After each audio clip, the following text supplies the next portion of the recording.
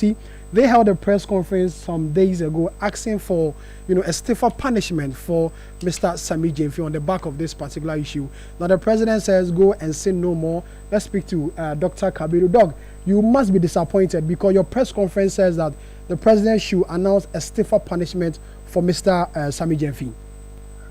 Yeah, thank you very much. Good evening to your cherished listeners. Clearly, the president has demonstrated that his code of conduct is a mere piece of paper, which, like most of that will possibly herald the remaining part of the Mr. President's tenure. Clearly, Mr. President has demonstrated that they only pick and choose as to who to punish and the punishment they want to mete out to anyone. The president has clearly demonstrated that his laws are selective and will only bite the vulnerable. And if there are supposed powerful people within his government, they cannot bite. The president has actually demonstrated that we are having a lame duck of a president. And clearly, I am disappointed, the minority is disappointed that the president even cannot act on his own code of conduct. But that said, the president has a leeway because apology, they say, is a remedy under the code of conduct for appointees. But apology is not a remedy for the breach of the Foreign Exchange Act, which clearly Mr. Sammy Gyamfi has breached. So for that, it's not for the president. But remember, the president also swore an oath to protect the constitution and the laws of the country. The president cannot select Mr. Sammy Gyamfi and protect Sammy Gyamfi over the laws of the country. He cannot choose to defend Mr. Sammy Gyamfi and put to the, if like, and leave the laws of the country to the wolves. And I think that the president's first and foremost responsibility is to respect, defend, and protect the constitution and the laws of the country, but not to protect any NDC functionary or, if you like, NDC supporter or any person who is supposed to be the darling boy of the president. And I think clearly the disappointment is not in the fact that the president has now assumed the role of a clearing agent, but the disappointment is in the fact that the president chose to jettison the laws of the country for Mr. Sammy Gyamfi. But then the gentleman in question has publicly apologized for this particular action. And the president feels that the apology is punishment enough. So there's no really any other course of action to take. And you think the public apology is not enough? Really, in the code of conduct, as the president mentioned, or as Phyllis mentioned earlier, there's no specific punishment for this particular action or act that he did in the viral video we've all seen. So the code of conduct is not even a law, and I'll pardon the president on the code of conduct. And that is essentially why I think that the code of conduct is a mere paper. But you see, God has a way of testing the faith and integrity of men, that you come and announce to the whole world that you are a president people can trust, and that people should put their faith in you, and that you will not allow any appointee to go scot-free in the midst of opulence, or demonstrating anything that brings the public office holder to disrepute or the country or the government into disrepute. The president has flexibility. The president has leeway to behave as he did in the case of the code of conduct. But the president has not got such leeway. Apology is not a remedy for the breach of the Foreign Exchange Act. And the president has breached the Foreign Exchange Act. Apology cannot be a solution. Then if apology were a solution, then they should allow Mr. Edu Bohin to apologize and go and see no more. The next person, an armed robber, robs on the highway and say, I am sorry for my deed, they should allow him go. But that is not how to run a country.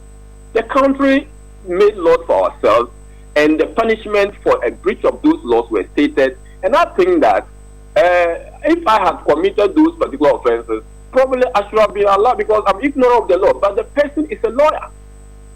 What more do you want to see before you can think that a person has actually violated a law? Ignorance, it could be excused, though it's not excused under the law, but a person is not even ignorant. So our issue is not in the fact that Mr. Sammy Gyamfi has given people money. And I want to reiterate that if he decides to give 1 million Ghana cedis to anyone he wishes, that is his money if it was not coming from public purse. But if he chose to give 1 naira, $1, $1, £1, Swiss franc to any person, it's an offense under the law if the person doesn't have authorization to receive or to make payment for same. And that is our issue. But Doc, are you not comparing apples to oranges? Because the Sammy Gyamfi issue is different from the armed robbery incident or the armed robbery scenario that you are given. Is it not, comparing apples to oranges? The common denominator is that they are offenses with penal consequences stated under the Criminal Code of Conduct and the respective statutes. That's the common denominator. There are different offenses, but they are common offenses that our law have so defined. And if the law defines an offense and the punishment, you can then choose to decide how you punish it different from the law. And that is the point I'm making, that the president is choosing to punish people according to his whims and caprices when the law specifies the punishment. And that is the reason why any penal consequences has accompanying it, or conduct has accompanied it, the punishment. Because the Constitution, Article 19, provides for same. What punishment specifically are you talking about, Doc? The Foreign Exchange Act says that for any breach, a person is liable for a prison term of no more than 18 months of imprisonment, or a fine not exceeding 700 penalty unit, or both. This is what the law says.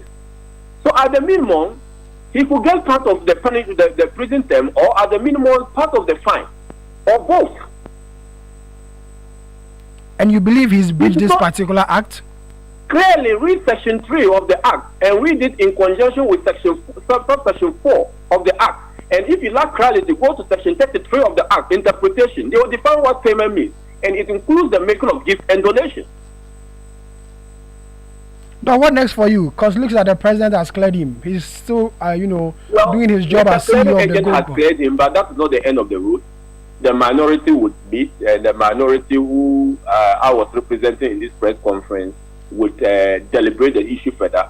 The criminal aspect or the breach of statute aspect would be handled different. There is also an angle where a private member has already petitioned charge over supposed, if you like, abuse of office or inappropriate accumulation of wealth. That aspect is being dealt with. The minority will look at that as well. But you see, the MPP is not surprised.